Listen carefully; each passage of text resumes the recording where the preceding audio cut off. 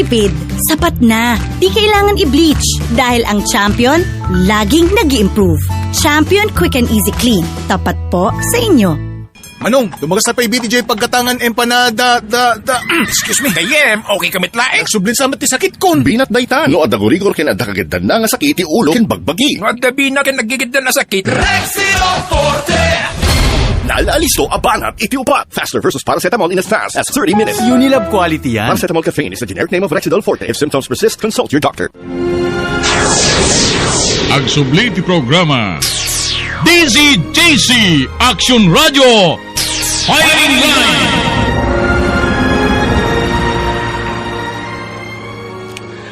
O may isang reaksyon iti Facebook tayo po from Ermar E. Valenzuela. Kunana, matagal nang sanggo niyang bayan si Honorable Ruben Marcos. Dapat lang na lumaban na sa pagka-vice mayor o pagka-mayor. Kunana. Sa bagay, nabayagin na po nga konsel niya po Konsel Ruben Marcos. Diyak pa na po utan niya nag-number 2. Malaksid no mariro tayo. Ken sa anting balagip wano nakikita na ito nga record ti politika di ta iling ading ras. Basta na ito natantandaanan tayo, basta local election di ta ading ras, number 1 lata ni Konsel Ruben Marcos. Kaya't nagbise mayor idikwa kasi ay di ngay nasukatan ti mayor, nagmayor ni Apo Vice Mayor Tapta, Ergio Valenzuela, isuna ket number 1, di oen idikwa gayan niyay. Number 1 ni Apo Ruben Marcos, idingang mato ni Apo Vice Mayor, at Vice Mayor idikwa dapi ni Apo Vice Mayor Ergio Valenzuela, isuna ket senior member, isuna ti Vice Mayor, at iling ading ras during that time. Ket Tapta, 2026 at this early point in time, at dadam dagiti grupo amang endorsar ken kwa na kumandidato kaget di nga mayor wenno para vice mayor kunana ata aggradual met isunan nga konsehal third term na met tinapo kasmet kinapo Vice Mayor Ergio Valenzuela. Kaya't dito nga ta iti pamkuatan dagiti nga grupo amang endorsar ken ni Konsel Ruben Marcos nga pumangal. Kaya't no pumangal para vice mayor, wenno para mayor, sino nga tamit ti katandem na. At ni tiagdamang mayor, kaya't balasang ni board member Jeffrey Sagib. Yan tiyam mo to, kaya't agbabarka damit na ito'y. Ni board member Sagib, ken ni Konsel Ruben Marcos. Ngayon sang win nga ta, no kas pagarigan. Alagap dito napta po ti masipsipotan niya sitwasyon ti politika di tayo Ili Marcos ni Vice Mayor Ergio Valenzuela nga graduar mete na para vice mayor. Sangwen na nga ta kumamit kas pagarigan niya para mayor.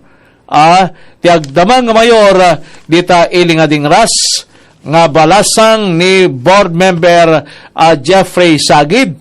Abangan ang susunod na kabanata pakasiknam ti politika dita iling ading ras Ilocos Norte. Ken adda nga tamit no kwati suportaran ni dati nga mayor Marinette Gamboa nga manoken na para mayor ken vice mayor dita ili ading ras at madimit mabalin nagkandidato disqualified isuna anyamin deti naka-disqualified na nya kaso na iso nga dito ket saan nga mabalin na komandidato para mayor wano anya ba na posisyon iti politika dita ilingading ras ni dating mayor Marinette Gamboa.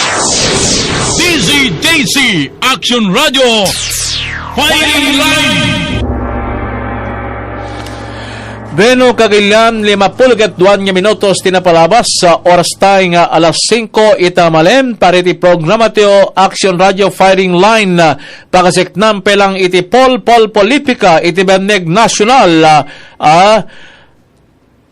opat da iti posible pagpilpilyan ni Presidente BBM nga manoken na manuken ti administrasyon laban kini Vice President Sara Duterte. Siya rito'y agdamang opisyal. Segon ti pagdamagan, manipod kariti political sources tayo, posible nga konbensiren da at iso na laeng ti makita da nga very credible and potential candidate nga mangsaranget iti popularidad ni Vice President Sara Duterte ni Naga City Mayor ken dating Vice Mayor Leni Robredo. Napintas nga laban no kwa kunada babae laban ti babae. Malaksit ken ni Mayor Leni Robredo kumandidato akmet either Vice President or President kunamet ni Senator Risa Hontiveros Barakel at ati asawa na dating opisyal ti PNP natay ija Baguio City nalamis ti tiyampo na idikwa kanito nga dating controller hepe ti controller division ti regional office ti Cordillera idi mapasamak dito Lieutenant Colonel Barakel at adnan sa ket di sa gubanit ti Bagina di dyan na lamesa panyampuna na degdegan laeng nga dito tinagagapan na apimusa jay asawa na nga dati Lieutenant Colonel Tirangguna idi pumusay ti kapisi ti poso ni Senator Risa Hontiveros Barakel. Ang isuna po ket member iti Progressive Bloc at isuna ket dati nga party list representative. I think Akbayan or Bayan mo na isuna. Ket may katlo sogsogsugan damit ni Senator Bam Aquino. Ni Senator Bam Aquino kaanakan ni dating senador ken dating presidente Noynoy Aquino. Bali kasinsinsa ni dati presidente Corazon Aquino ti tatang ni Bam Aquino.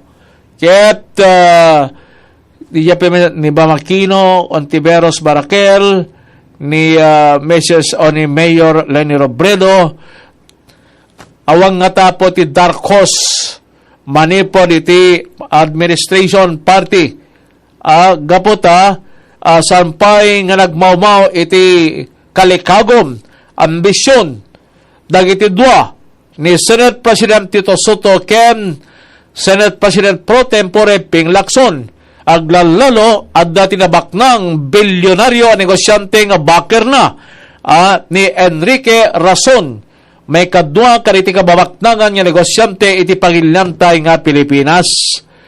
Dito iti pagpilpilyan ti administration nga tumupangar iti kandidatura para presidente ni Vice President Sara Duterte. Dito itapang nga agsisilpo nga kalbaryo ti Vice Presidente, impeachment complaint, kaso criminal ije ombudsman, ket adda connection na iti panideklarana kumandidato para presidente into na 2028 election. No adda election. Gaputa, may padpana magmet nga posible nga awan ti presidential election into 2028 kunada. Anya nga ti mapasabak ti politika no saan nga maaramid maisangkap deti provision of the Constitution nga adda iti presidential election tayo every 6 years. Sino diti ang plan-plano nga awan iti maramid nga presidential election 2028 padaanan tayo po dito nga pagpolpoligusan dahi tinamdamag pakaseknam ti politika dito'y pagilyam tayo. DZJC Action Radio Fighting Line.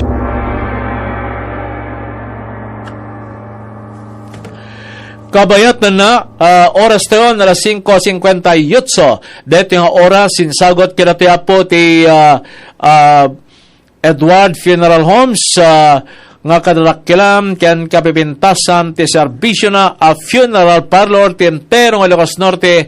Edward Funeral Homes nga impundar ni Mr. Edward Bakinan